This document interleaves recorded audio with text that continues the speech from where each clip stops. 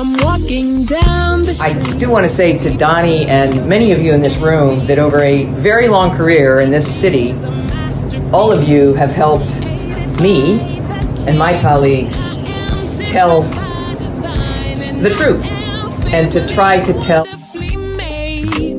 I may not look like you and you me, but Take my hat off. I'm from South Carolina, so I just... What does this event mean to you, Miss Peggy Morris? Oh, my heart. Happy 20th anniversary. My heart is about loving up on my sisters. Do you know what it feels like to have your sisters in the room? Done. And dare to be different and unique. I'm gonna be the best me I can be by letting His glory shine through. I am beautiful, I am blessed, but not just what you see in the flesh. I'm free from people, free from myself. There's a the doctor lived next door to the janitor, to the reverend, and the lawyer. We were together. Now we get so high and mighty that you create stress for your society because you don't like poor black folks either. That's a health problem.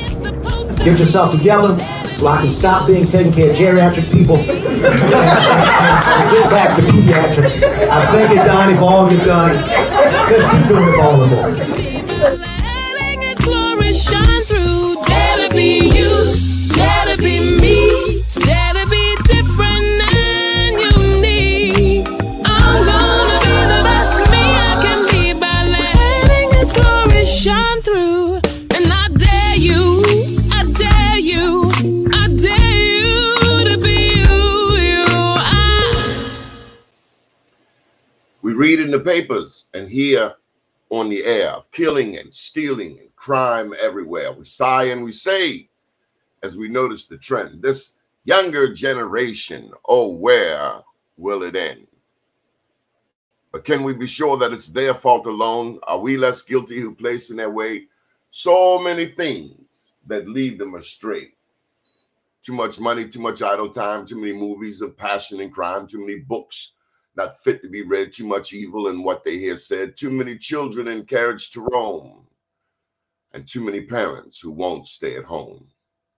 Kids don't write the movies, they don't write the books, they don't paint gay pictures of gangsters and crooks, they don't make the liquor, they don't make the laws, they don't make the cars, they don't make the bars, they don't make the drugs that muddle the brain. It's all done by older folk, greedy for gain. Delinquent teenagers, oh, how we condemn the sins of the nation. We blame on them. But by the laws of the blameless, the Savior made known who is there amongst you to cast the first stone. For in so many cases, it's sad, but it's true. The title delinquent fits older folk too. We'd like to welcome you to today's show. First name's Doni, last name's Glover, in it to win it for the long haul, baby. And we have some very special guests today, including Yolanda Pulley. Yolanda, you're going to cut your camera on. There we go. Good morning. You got to unmute. Good morning. And we also have Sean Sims. Sean Sims, good morning. Good morning. Can you hear me okay? Loud and clear, loud and clear. Okay. So, happy 2024 to both of you. Thank you for your advocacy in the community. Yolanda, you want to introduce yourself? Sure. I am Yolanda Pulley. My organization is called People Empowered by Struggle. We are a one-stop shop for all struggle. I'm also a mayoral candidate. And just like with our organization, we always say in order to understand the people, you have to be one of them. So it's not much to Yolanda except for I am here to serve and I am here to help. And you're running for mayor? Yes. Congratulations. Sean Sims, you want to introduce yourself? Hello, everyone. My name is Sean Sims. I'm the host of the podcast, The Outsiders.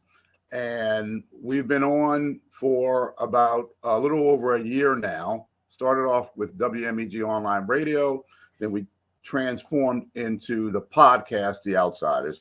And we give the people the inside information on what's going on, not only locally in Baltimore, the state of Maryland, but also throughout the country and my contacts that I have all over. So, The Outsiders Podcast. Oh, Donnie, I'm so sorry. So disrespectful of me. We are also Frontline News on Donnie Glover's network, who we greatly appreciate for giving us a voice and an opportunity to give our platform across all his social media platforms. So, Donnie, thank you. We love you so much. We love you right on back, but it's a team effort, and we help each other. So let's just get straight to the jugular. Did you see the news that Baltimore's murder rate for 2023 fell below 300 for the first time in years? Yep. Yes, I saw that, and it's interesting. Let's have some chivalry. Let's start with the Okay, ladies. ladies first. Ladies first. Well, yeah, I'm on the same page with him. What did you think? I'm just I trying mean, could you believe it? I can believe it and I can't believe it. I can't believe the ones that's taking credit for it. I don't understand how everybody is taking credit for something that really has nothing to do with them. The streets are not beefing the way that they used to. We just have children controlling crime in our streets, and they're missing their intended target. So is it Ivan Bates? Is it Barrington, or is it Brandon Scott? Who's saying that they reduce crime? Sean? Well, I have a little bit of another take on it because we've been talking about this on the Outsiders since last year. And I'm just going to throw out some figures in regards to what's going on with the homicide rate and what has been going on with the homicide rate in Baltimore City and the mayor's campaign promise that he made. And his campaign promise was to aim to reduce. His goal was to reduce homicide by 15% each year of his term. Now, you have to focus on what he's saying and what Slim Shady is saying. That's what we call him on the Outsiders. Because if it's 15% each year, now I'm going to do the math because I was in finance and mortgage brokering for about 20 years. Okay, so I crunched a lot of numbers over the years. And in looking at his campaign promise, in 2020, the homicides were 335. So Baltimore City had 335 homicides in 2020. That was the year Brandon was elected. His promise was 15% each year. We have to focus on this, folks. Don't let that slide, because that is what is the crux of the matter with what's going on with the campaign promise. Yolanda's running for mayor. You have about 11 more people running for mayor, and they're going to say things. So you got to hold them accountable to what they're saying. Now, in 2021, he promised to reduce homicide, to get it under 300. And if you reduce 335 by 15%, it's 285. So that's correct. But the actual number was 334. So Baltimore City had 334 homicides in 2021.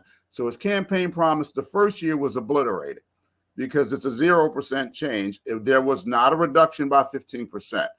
Now, let's go to 2022. He promised 242, no more than 242 homicides. The reason I'm saying this is because you have to take his campaign promise from year one. That's 285. Okay. Just take 15% of 285. You got to do it each year because he said each year. That would be 242 for 2022. Again, the actual homicides for 2022 was 329. That's a 87 souls difference because he did not reach that. So that's a second year. Now you have to go to the third year. That was this past year, 2023. All right, Sean, I want you to wrap it up. Anyway, well, I just want you to make your point. The point is this. The point is this, Donnie, and everyone should understand this and focus on this because I don't know why it's going over people's head. He made a promise for 15% each year. He's trying to say 15%. He made a promise that he couldn't keep. Yes. I mean, that's if you live in Baltimore for any extended period of time, Yolanda, can you make a promise like that? Especially when you don't have the experience doing it. I mean, I would never. It's like a little kid saying it was outlandish from the jump. You know, it's like a little kid saying he's going to be an astronaut next year. Not that it's impossible, but come on, now you got a lot of work to do. Well, if we understand the dynamics of Baltimore City, you should never have put a number on the reduction of homicides. If we're not talking about reducing homicide numbers to zero, we shouldn't be talking about reducing harm. We should be talking about how are we going to clear up crime?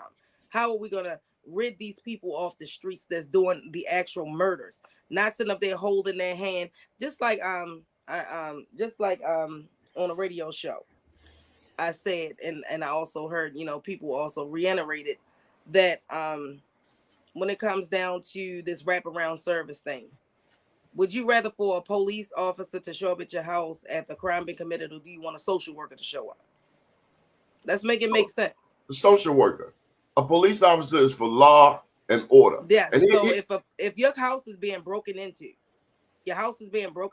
and somebody's holding your loved one hostage, are you going to send in a social worker? Do you want me to send in a social worker, or do you want me to send in the police? Or you send in the police? And that's to my point. Mm-hmm. When I've gone through these streets over the past 3 years, I've seen police officers, with all due respect to law enforcement, but there's still this residual effect from Freddie Gray and the consent decree. I see police sitting in their cars. Crime is going on across the street, but the police are sitting in their cars. So when you tell me that you have reduced the murder rate, I'm saying, how in the world did you do that? Was it mental telepathy? Well, did it reduce in your neighborhood, Donnie? Hell no. Because I could have swore it actually went up slightly in your neighborhood. It did. Sandtown, Winchester area. It did. Cheatham speaks on it all the time, how crime has never been reduced in his community. So how is crime, what are we looking at? Yeah. What is this data showing? What areas are you looking at? Because that's the area that they said that they was going to reduce crime into and then move on to other areas. And I don't see where it's actually happening. If I still see the same, just like you said, police officers sitting in cars, I still see people going into that little drug spot, coming out, selling their stuff to get high. I still see people nodding everywhere. I still hear about carjacking, shootings, robberies, and little old ladies getting hit over the head. So where are we reducing crime at? The crime has actually gone up. I calculated that this was like maybe a month and a half, a few months ago. So it might be a little bit of an adjustment, but the total number of crime has gone up 13%. It's right, gone up. They're manipulating the numbers by trying to deflect on one and push it on the other. Exactly, oh, well, homicides is down, but crimes is up. Oh, well, shootings is up, but murders are down. That does not make sense because a shooting is nothing but a failed homicide. So that means that your person did not get their intended target the way that they want to. But we're touting numbers. And what are we doing with the individuals that was actually shot? Because now they're our potential shooters. What are we doing with them? You want to give them wraparound services and have them sit on the couch and talk to someone. In the back of my head, I'm thinking about retaliation. Let me tell you something else. Them damn bike lanes have added to the violence in Baltimore. North Avenue, agree with that, Doni. North Avenue and Mount Royal, single lane traffic backed up from North and Mount Royal all the way back to Fulton Avenue. By the time a person finally gets on 83, no wonder they want to run somebody over because they're angry. They're angry because they're paying top dollar for car insurance only to be held hostage on North Avenue because somebody got one damn lane of traffic and they got a whole lane over there. And for a bus that comes once every half hour, for a bike that is not there, and you're angry. Exactly. Because it's ridiculous. You have one bike lane, you have a group of people holding the city hostage, basically, with these bike lanes. And what's going on Gwynns Falls Parkway? I grew up off of Gwynns Falls Parkway. I went to Coppin State. I graduated from Coppin State. And to see what's going on Gwynns Falls Parkway is insane. That's crazy. One bike lane on Gwynns Falls Parkway. I And let me avoid that get back. area by any means necessary. I live up in Yeah. this area. I live up in this area, and I will not. Me and Jason actually did a ride through on purpose, and we said we're going to see how long it's going to take us. It wasn't even rush hour traffic, and from what is the bottom down there off of Wabash. When we pass Wabash, that next light. What is that next light? Well, anyway, we're sitting right there. We're sitting right there for almost 10 minutes trying to get up to Hilton. It took us almost 10 minutes to get on that little street. It used to take us like 2 to 3 minutes, and now that's a 7-minute extra wait. How does that even make sense? What about 29th Street? Oh no. Oh, It's yeah. so many accidents over there. I get so many calls about 29th Street is unreal. And I basically tell them, you have to call City Hall, sweetheart. You have to call and file a complaint with City Hall because it's nothing that I can do because it's amended into the charter. It's amended into the charter. Why would that even be a charter thing? Like, why would we even make this a thing that bike lanes are required in Baltimore City when you don't see anybody riding a bike? Do you Lawrence feel Bell, like my buddy. Lawrence Bell, my buddy Lawrence Bell, he's been fighting this with Linda Batts and Mary Hughes, friends of mine as well, and they're putting up a good fight. And I think that in time that this situation is going to be remedied in favor of the people. Well, it needs to be in favor of the people. Do you feel like black people in a majority black city like Baltimore, with a majority of black elected officials, do you feel like black people are still disrespected? Yes, very much so. As a matter of fact, the city seems to have, I mean, I went to Nashville once and I was amazed. I spent a little time down there and I was Good morning, amazed. Alexis. Good morning, Byron. I was amazed at how unsegregated Nashville, Tennessee was compared to Baltimore. As two Baltimores, and that should not be. And I do believe that the elected officials do not give the citizens the respect that they deserve. They do whatever they want. They have an ongoing thing going on with James Torrance, city councilman, because he's been pushing these bike lanes. So the disrespect that they have for the citizens of Baltimore City, for the black citizens, is definitely there. Yeah, and another thing, Donnie, is that they don't respect our no. When we say no, we mean no. And if people understand city council and the people, and if we understand the dynamics of how it's actually supposed to work, then it's our job as citizens to take our concerns to our council person, and they're supposed to fight for it. It's not City Hall's job to create laws for us and think that we're supposed to just go along with it, and you didn't even ask us. That's totally disrespectful. But I get it. The majority of black people don't own houses in the city, so they don't consider us taxpayers, so they're not afraid of us. That's where the problem is.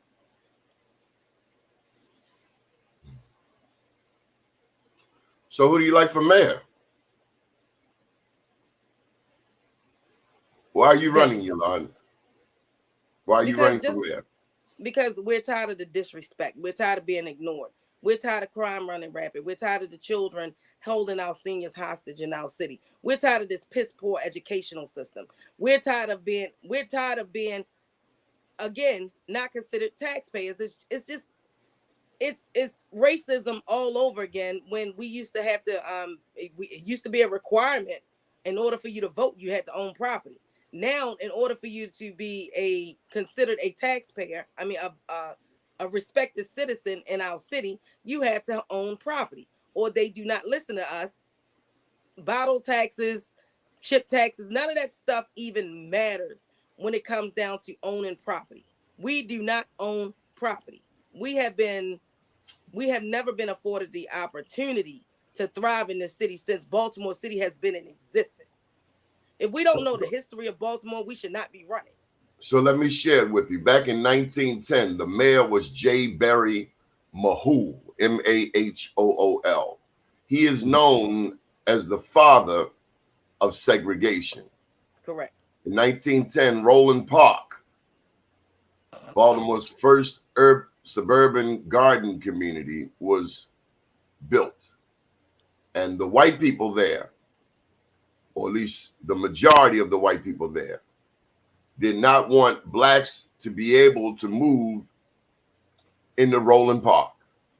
So yeah, that's when they created those charters. Back then, that's when they created those ordinances that said that blacks could move into white neighborhoods and whites could move into black neighborhoods. Correct. Mm-hmm. And although it was illegal, it was nonetheless replicated throughout the institution of the city and then throughout the country.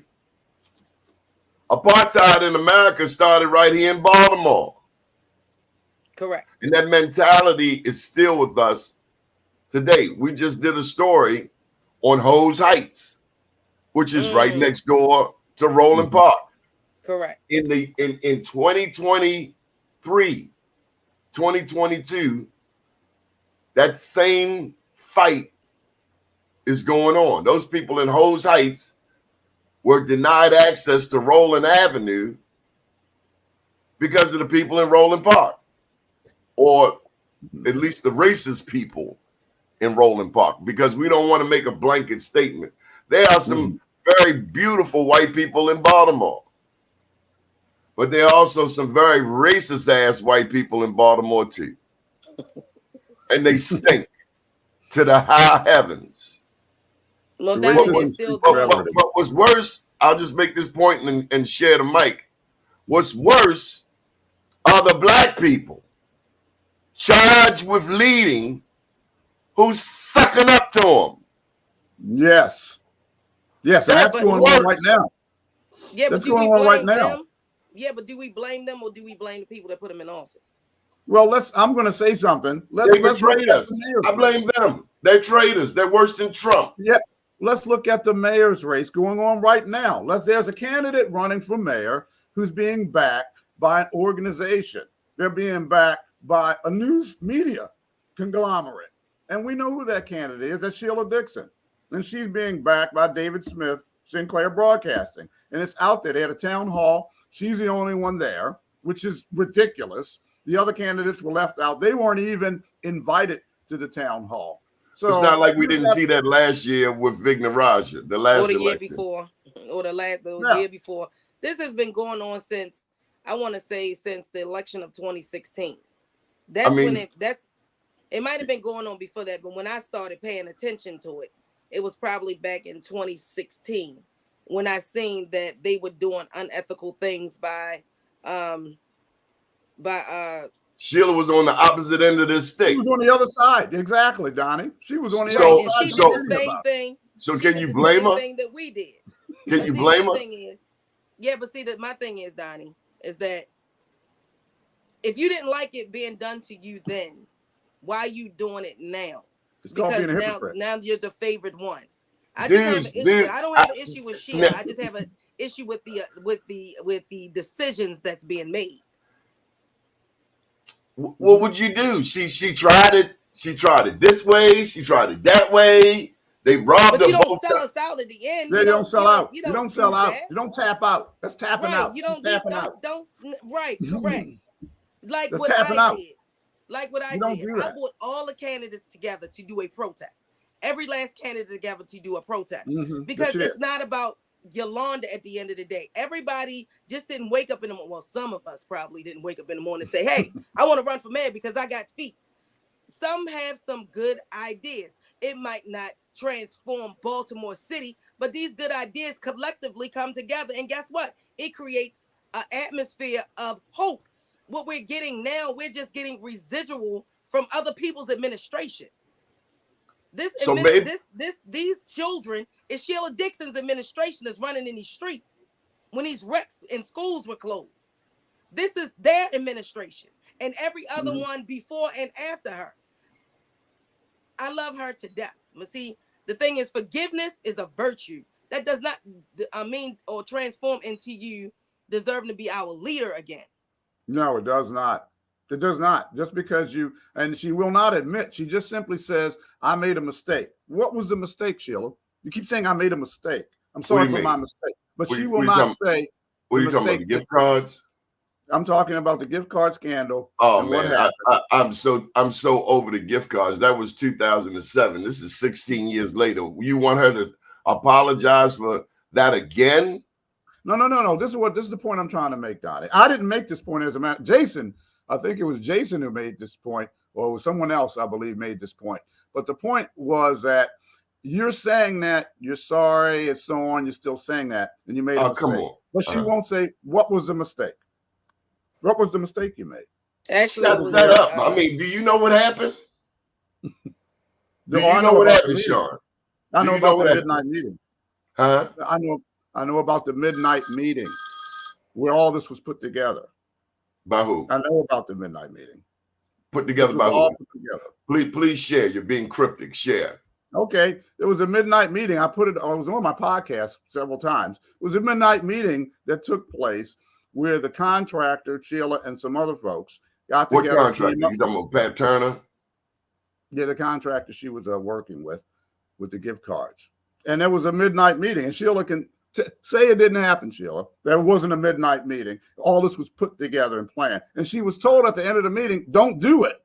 Sheila, don't do this. It's going to come back and bite you. Don't do said, what? Don't worry about it. Don't do what? Don't do this gift card scam thing she was doing. And she Pat said, Turner no, I'm going to do it. Everything will be fine. And it wasn't. It wasn't fine. That's not quite my understanding. My understanding is that Pat Turner. I have the inside information. We're the outsiders. We get the inside information. Okay, what information do you have? Midnight meeting. What information do you have? Just what I just went over with you. It was a midnight meeting done prior to the election. Sheila was running, and they came up with this idea. Who is they? Well, Sheila Dixon and the contractor, her boyfriend at the time. It was a midnight meeting. Do you know his name? I forgot the gentleman's name, but it was her boyfriend at the time when this thing Ronald happened. Liscombe? Yeah, I believe that's it. Yeah. And I know people who were there at the meeting. Sean, we have to be responsible as journalists. I understand.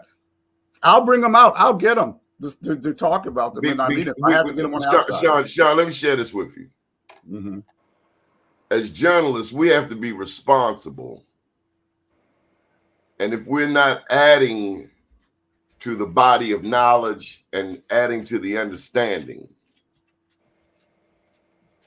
then we're adding to the confusion. No, there's no confusion, Donnie. Oh, no, listen to me, Sean. Are you holding this lady accountable over something that she's paid the price for 16 years ago? Are you really doing that? There's a saying, Donnie. No. I asked you a question. Are you holding this lady accountable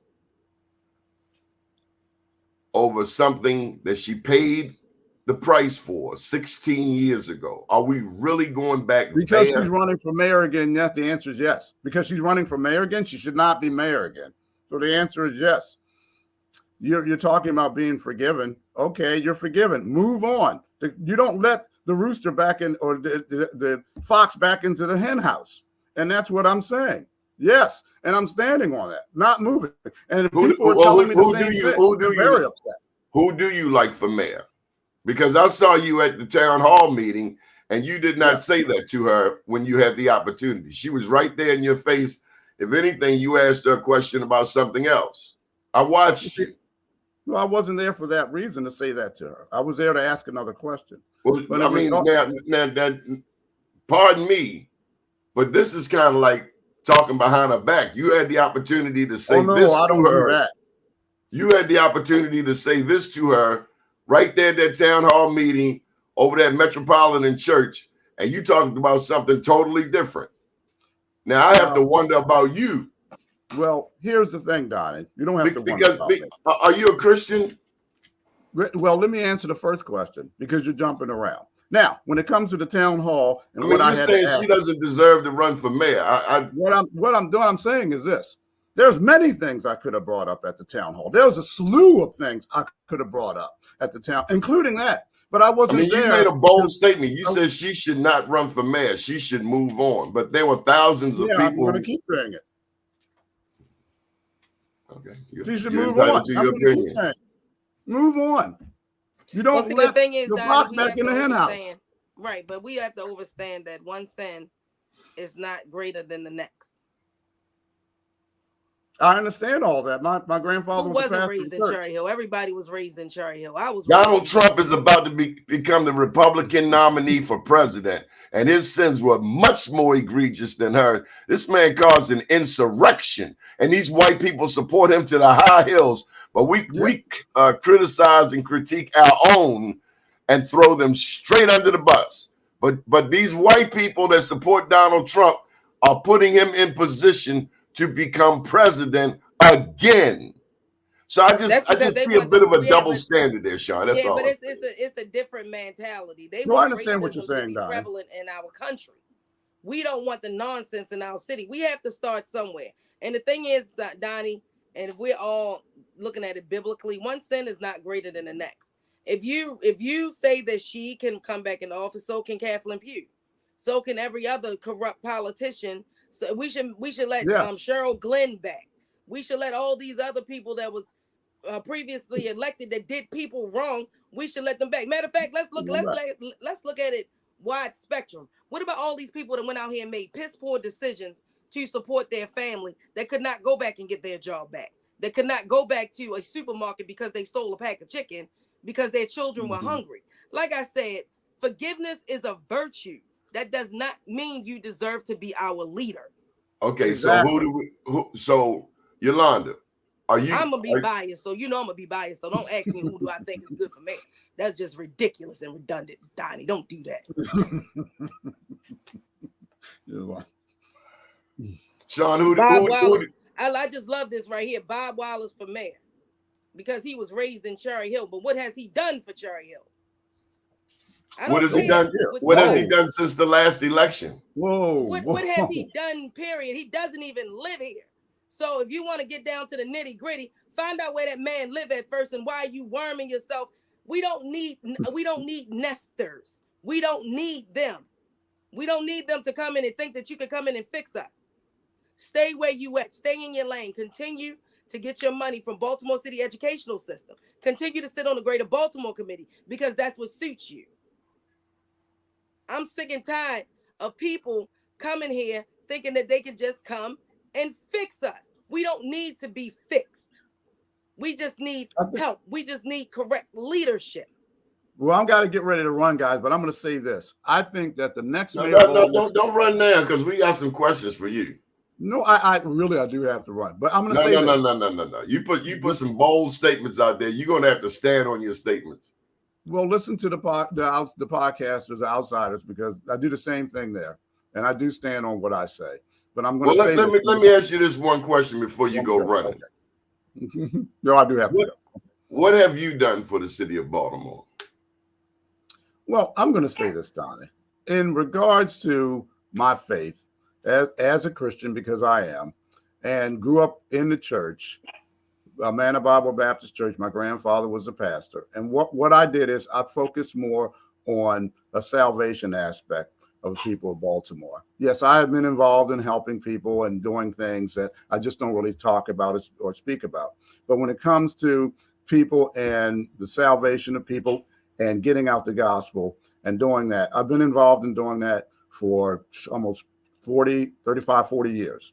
So I do have a ministry. I am involved in that. I have been for a very long time. So I will say that. So you're a preacher. Ask me what I've done. No, I wouldn't say that. No, don't put that on me. My grandfather did that. But yes, I have been involved in ministry for quite a long time. What part of town? West Baltimore and all over, basically. Our church, Man of Bible Baptist Church, is actually right across from Pimlico Racetrack. So I was involved in radio ministry, TV ministry, and ministries in regards to getting the gospel out and helping folks. So I will say that. Well, we thank you for joining us. I do have to run. We thank you for joining us, Sean. Thanks, Donnie, for having me. I'd love to come back, but I got to have you on Outsiders podcast. Okay, but Sheila Dixon, I'm pretty sure she's going to punch you in your mouth when she sees you. Well, good luck with that one. Okay, take care, guys. I feel the same way. Donald Trump going to win it regardless. He's going to be the first president elected from a prison. I truly He's believe that. he's got great lawyers. Right, but we have to understand, Donnie, that What have you done for the city of Baltimore? ask me what I haven't done. I don't have to ask you, because I remember you at North and Linden when Murder Mall was still there, and you were the leader fighting for the people in Murder Mall. They were putting those people out. It might have been the first time I met you, but I remember you fighting where there were no TV cameras. You were fighting the good fight, and you never backed down. You never stopped. Thank you. But what gets me? So let me put up Byron's comment. I'm not knocking anybody's dream.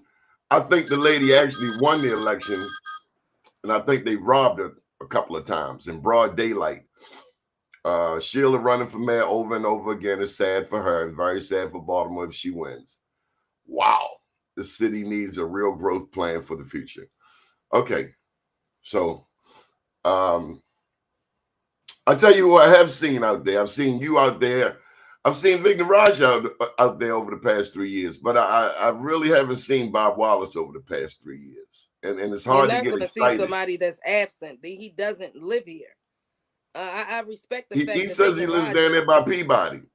No, he don't. No. If you actually look at it, okay, let's make it make sense real quick. So you're saying that you live in Mount Vernon, where your business is, where you employ over 100 people. Make sense now. So your wife don't mind getting up, looking at these 100 people while she getting dressed to go along with her daily life, or going downstairs. She can't go downstairs in a robe to get a cup of coffee because it's people that's working downstairs that you consider a business and your residents. I'm just saying. And this is not hearsay. This is facts. He used that address as his business. He uses that address as his place of residency. So do you have employees, or do you just have a jar of jelly sitting in the refrigerator?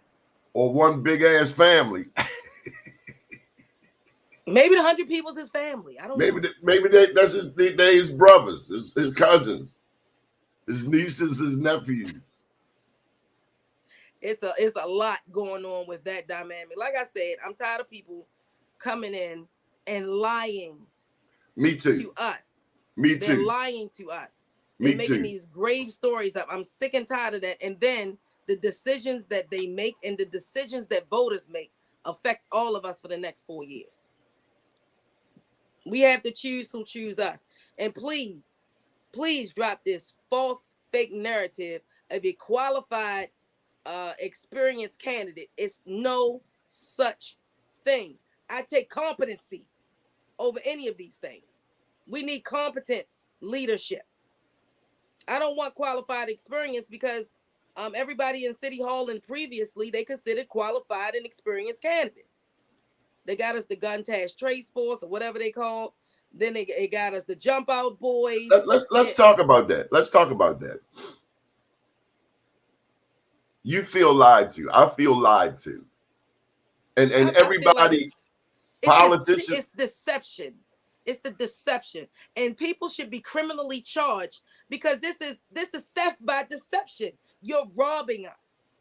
There's no criminal charges for these people to come in and screw our life over for 4 years. It's no consequences for your actions to come in and screw us over for 4 years and say, oh, well, I'm just so big-headed. Like I got a bobblehead. I got a Bratz doll head. And I just feel like I saved the city and I'm going to run again.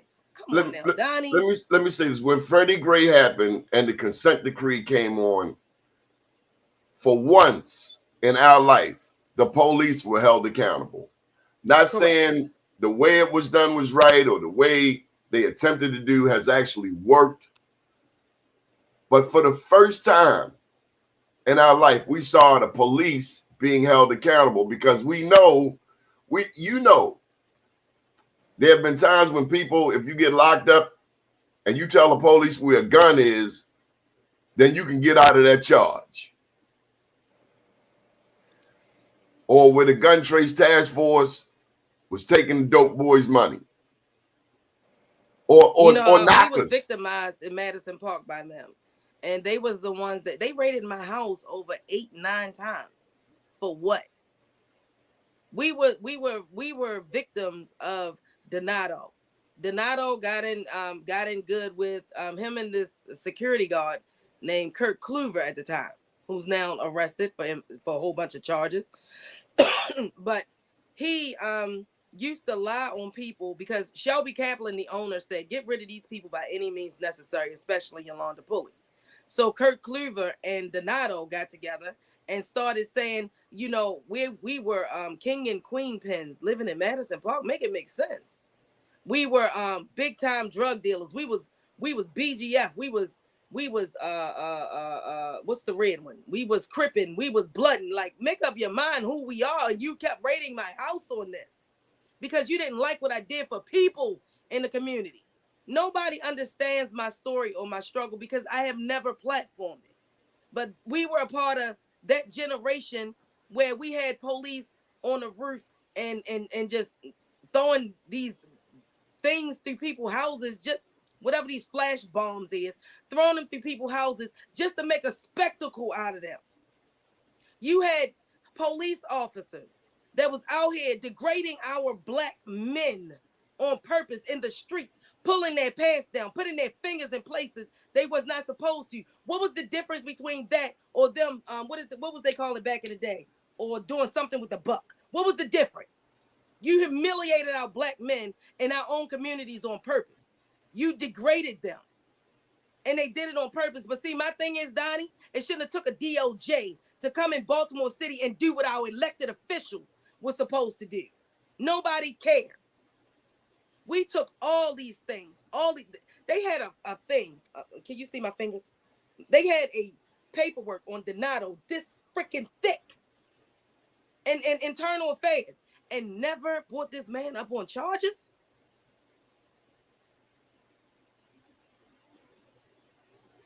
And you wonder why I'm so passionate and why I fight so hard. Because we deserve better. And I should not convince black people they deserve better. But I understand we still suffer with Stockholm syndrome. What was it called? What was that thing called, Donnie, back in the day? That the breaking the buck. Breaking the buck. Yeah. That's what it was called. What was the difference between that and what these officers was out here doing to our black men? No to difference. Degrade them, to take away their dignity, to make them feel disrespected on purpose, to make women look at them a certain kind of way. It was still to disenfranchise the black man from the house because all of a sudden, now the thing is that what did it do? It broke the household. It made women disrespect men.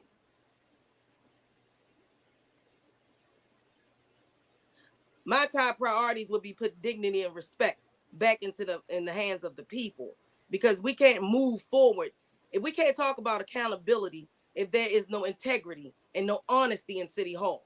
So my top priorities would to be, one, reconnect people back to the government, because they're our lifeline when we supposed to need a helping hand, and that's not what we're getting. We have more people geared towards business than people, and then wonder why we're not thriving. People cannot thrive if they're always surviving. But I can reach out to you, Mr. Byron. It's a lot. I have a very well detailed platform that, we don't want to take up all Mr. Donnie Glover's time. No. He asked you a question, and it's actually a statement. I'm just glad that he said that, because I just wrote a statement about that just yesterday. Because I just keep, I keep revamping my statement. How can people reach you, Yolanda? You can reach me. You can call me, because guess what? Yolanda's always accessible through running for mayor or what's your phone number? By the struggle. It's 443-355-8014. And I said, as mayor, my top priorities would to revolve around restoring the core values of honesty and integrity respected within our community, the fundamental principles that are the pillar upon which we a thriving society was built By nurturing an environment of transparency and responsibility, I aim to rebuild the trust between the community and its leader. Additionally, I would prioritize initiatives that promote inclusively diversity and empathy, ensuring that every individual feels valued and respected. By focusing on creating safe spaces and fostering a sense of belonging, we can empower our communities to thrive and reach their full potential. Together, we can build communities that not only embrace these principles, but also serve as a beacon of inspiration. That's what I plan on doing. What about education? Oh, Jesus Christ. Do we have time? Yeah. So, education is, if you ask me, it starts right there. It starts with the education. The failure to educate children leads to crime in the street. You cannot fix one without fixing the other. So, Do you feel like proper attention has been placed on education over the past several years? Do you think Dr. Santalisa has done a good job? Really, I was the first one to call for. We was the first ones to call for a resignation. 3.5 years ago, when we seen this coming down the pike, and nobody stood out there with us. Not one person running. Everybody thought we was crazy for calling her for a resignation then, and nobody stood out there with us. Nobody helped us. Nobody came, and we called everybody. We were looking for our what you call them people, our civil rights leaders. Matter of fact, I should have reached out to you, Doni. We called out for our civil rights leaders. We called out to the NAACP. We called everyone before we went on the news. But a picture has been painted that this lady is very competent. No, it's only one picture that's been painted, and that's the ones that's, to me, that has something to do with corruption.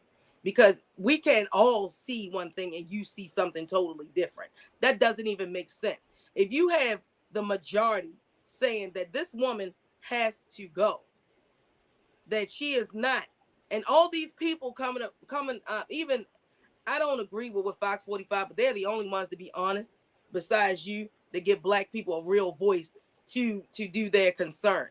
So unfortunately, that's why black people gravitate towards Fox 45. But they brought to light a lot of things. Ghost students, deceased students people still being paid. These are criminal acts. Why aren't RICO charges being brought against our educational system? We have to do what makes sense. You can't sit up there and talk about holding children accountable for crime when we have it sitting in our government. You can't talk about holding parents accountable for their children not showing up when you're getting paid for deceased students. So no, she has to go. The only ones that's saying that she should stay is who? Brandon Scott. And what's that white senator name? Bill Ferguson. Bill Ferguson. Oh, they gave her an award recently. They gave her that award last year, and you know what, Doni? I laughed so hard. They showed that on the television this week, that the award they gave her last year, and I almost fell out my chair, because it's like, what am I missing? Well, Doni, the system is working the way they want it to work. It's not working the way that we want it to work. So again, we have our children are reportedly unable to read and count.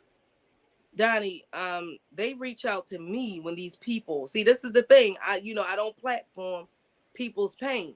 When these children come to them and they can't read, they reach out to Yolanda for Yolanda, and Yolanda, what can you do for them? So what do Yolanda do? Yolanda go find them a tutor that tutors these people for free, or for the bare minimum of what they would. It's not like a Sylvan Learning that's going to charge you $500, $600 a week. We have Blanca. But we have the highest per pupil expenditure, one of the highest in the country, $16,000 per pupil. It's way more than that, Doni. It's 22. 22,000. It's $22,000 per child, and when we was up at 88,000, it was a $1.62 billion budget a year. But now we done lost like over 10,000 students. Now it's down to 1.6 billion. You mean to tell me you can't educate children with that? How? See, that's what I said. We have to, what makes CENTS to them doesn't make SENSE to us. So those cents has to add up. And my father always told me, if it don't make sense, the damn sure ain't gonna make a dollar.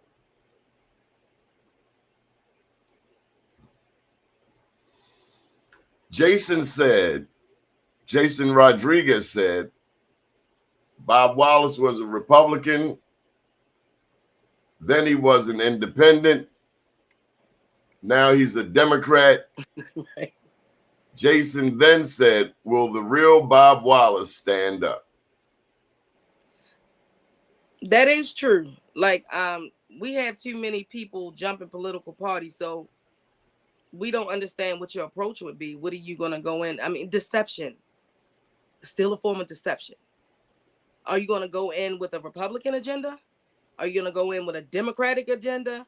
Are you gonna go in with a bipartisan agenda? I don't understand.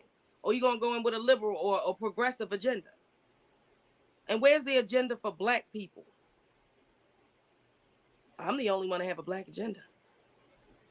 Again. You want me to say it again? I'm the only one who has a Black agenda. I'm the only candidate talking about reparations for Black people through housing. Because I understand why they are disrespecting our Black people, because we're not property owners. So if we make more people property owners, then guess what? We can have a little more lawsuits brought through Baltimore City that hold, because now we hold you accountable because we're taxpayers. It's our money that you're playing with, not you playing with our coins. So now we get to hold you accountable. So at the end of the day, I will make more home ownership in Baltimore City through reparations for Black people. $641 million came to Baltimore through the American Recovery Act. What would you have done with that money? I would have basically did what made sense. Like building. I would not have put it into these hands of these weird nonprofit organizations. I would not have done that. I would have brought the people to the table and say, hey, where should this money go? What do you need in your community? What do you need help with? And we need a recreation center. We need a community center in Sandtown. We need to bring back, and again, a part of my platform is that we're going to bring back multi-purpose centers. We need our multi-purpose centers back. The one-stop shop that was in all of our communities, where our mother would go in there and fill out for social services, and we can go in the back and play. We could do everything in that shop, in that place. We had conflict resolution in there. That's what we're going to put in there. Conflict resolution. Everything will be in there. We're also going to bring back the mental health facility that was taken away from us. These people can't continue to walk around with mental illness in our streets. Another part of a problem, because people with mental illness commit crime too, but they're not understanding what they're doing. So we have to hold them accountable. Or maybe they are. Maybe they do understand. Yeah, but see, what the thing is, we're going to make it make sense to us. In our show introduction, Dr. Zolikoff said that we don't like poor Black people.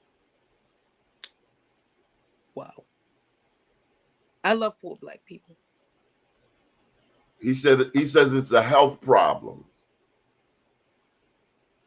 Well, to be fair, it is. Because being poor is mental illness. So I get it. But now you look around the community and we have poor white people in the Black community. But you don't see them going after their communities the way you see them coming after ours. I don't see all this redevelopment going on in Pigtown that I see going on in West Baltimore. I don't see that. I don't see them going aggressively and taking these people houses the way that you're taking ours. Matter of fact, I just rode through there the other day coming from my grandmother's house in Cherry Hill. And I said, why they don't come down here and take over this stuff? That is disgusting. But again, I'm thinking that our elected officials suffer with some type of mental illness. Why haven't you moved out of Baltimore? I've been here my whole life. This is what I know. This is what I love. This is where I was raised. My mother was raised.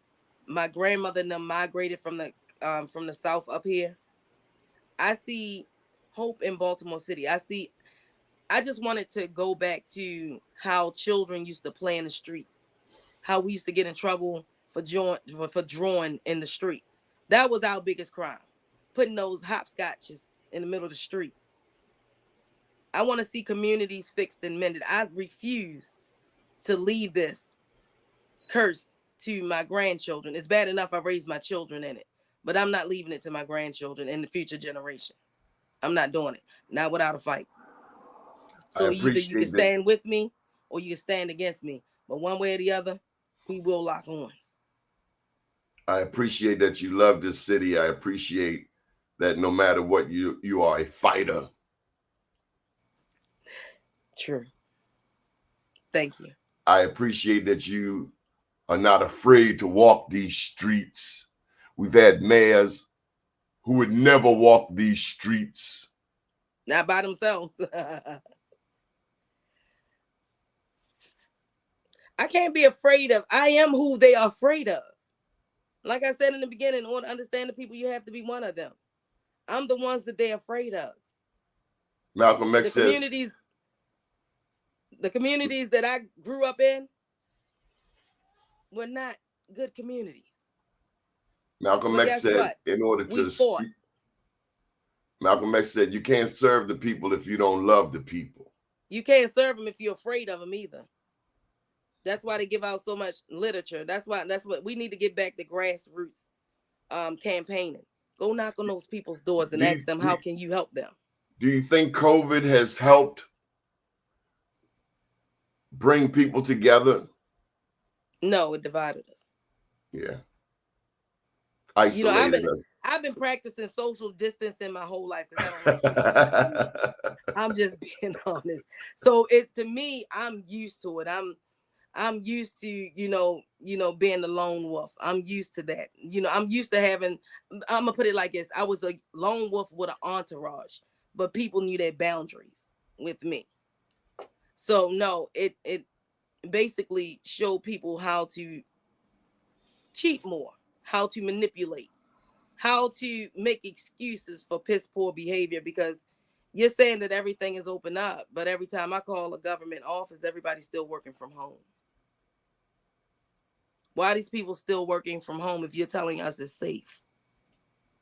Stop with the lies and the deception. The deceit. Got 2 minutes. 2 minutes. Any final thoughts? Yeah, I'm gonna put it like this, Doni. I keep telling y'all I'm not a politician. I'm a people's tician. So my job is to love people, to protect people, and to bring a new light to Baltimore. A lot of people say that, I just found out that me and Harriet Tubman's birthday is on the same day. And, I see where I get my revolutionary spirit from. But choose who choose you. Elect who elected you. I choose people over politics. And that's how I'll always be. Regardless, in or out that seat, Yolanda is still going to be the one who come out here and help. It's just that I can help more if I take over the mayor's seat. So, I love my city. I have been here my entire life. My grandmother on down, we're the one, two, three. We're probably like the third or fourth generation in Baltimore City. And I love my city, and I'm not giving it up without a fight. So if I have to fight till the end, till the death of Yolanda, then so be it. Thank you for joining us. Good morning, world. Good night.